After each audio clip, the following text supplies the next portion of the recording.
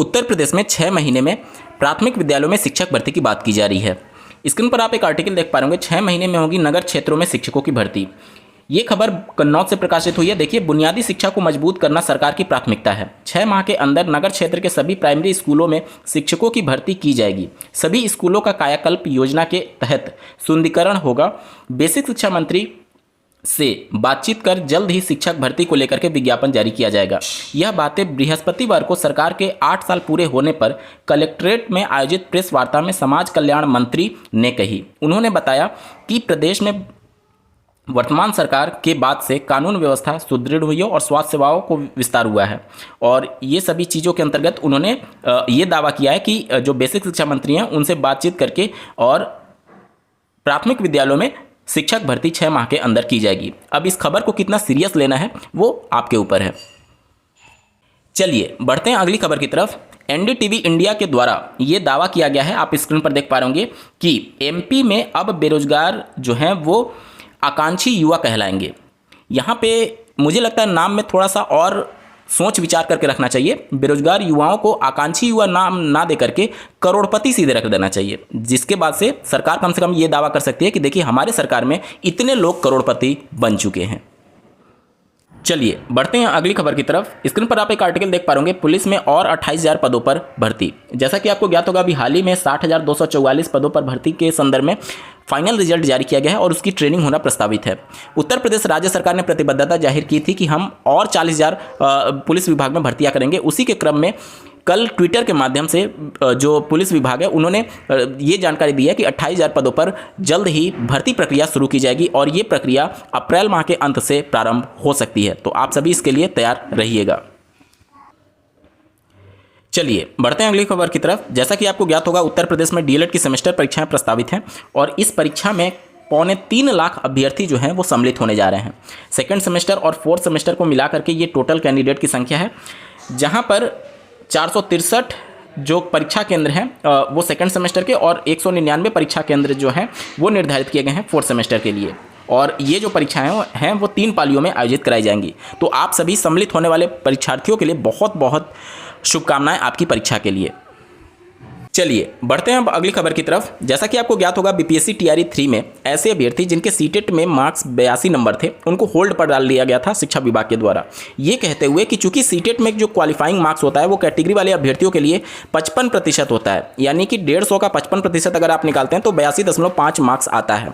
जबकि ऐसे अभ्यर्थी जिनका 82 नंबर था उनको होल्ड पर डाला गया था, लेकिन उत्तर प्रदेश जो हाईकोर्ट है उनके एक आदेश के आधार पर और एनसीटी के समय समय पर दिए गए दिशा निर्देश के आधार पर ऐसे अभ्यर्थियों को भी पात्र मान लिया गया और उनके संदर्भ में शिक्षा विभाग ने नोटिस निकाला था कि इनको भी काउंसलिंग में शामिल कराते हुए इनको भी नियुक्ति पत्र दिया जाए।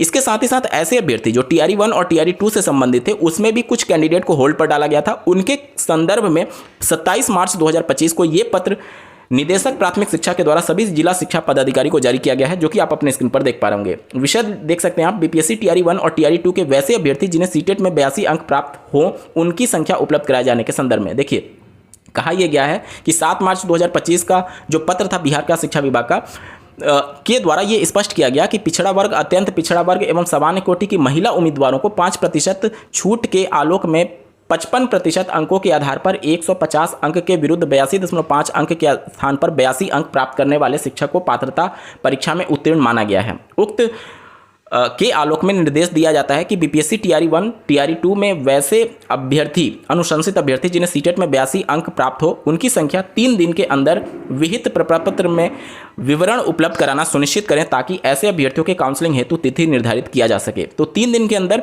ये डेटा मांगा गया है ताकि उनको काउंसलिंग में शामिल किया जा सके। आपके मन में सवाल आ रहा होगा कि अन्य राज्य की जो महिलाएं हैं जिनको 82 नंबर पाने की वजह से, मतलब 90 अंक ना होने की वजह से उनको बाहर निकाल दिया गया था, क्या ये पत्र उनसे संबंधित है? नहीं, ये पत्र उनसे संबंधित नहीं है। ये पत्र ऐसे कैंडिडेट से संबंधित है जिनका 82 नंबर और 82.5 नंबर को लेकर के विवाद था कि 150 का 55% जो होता है वो 82.5 आता है। उन कैंडिडेट के लिए ये है। अदर स्टेट की जो फीमेल कैंडिडेट है उनका इस पत्र से कोई भी लेना देना नहीं है, ठीक है, क्योंकि अदर स्टेट की जो फीमेल कैंडिडेट है उनके लिए जो क्वालिफाइंग मार्क्स है जो शिक्षा विभाग ने स्पष्ट किया है उसी के अनुसार ही रहेगा। हालांकि स्पष्ट तो अभी तक क्लियर बिल्कुल नहीं किया, लेकिन अन्य सभी जिलों से उन कैंडिडेट को बाहर निकाला गया। इसका मतलब है सीधे सा कि ऐसे अभ्यर्थी को बिहार शिक्षा विभाग अपात्र मान रहा है। मतलब कि अगर आप दूसरे राज्य से बिहार में अप्लाई करते हैं महिला कैंडिडेट होते हुए भी, तो भी आपको 90 नंबर लाना अनिवार्य होगा। ये मामला जो है वो ऐसे अभ्यर्थियों से है जो कि बिहार से जुड़े हुए हैं और बिहार की महिला कैंडिडेट हैं, इसके अलावा अन्य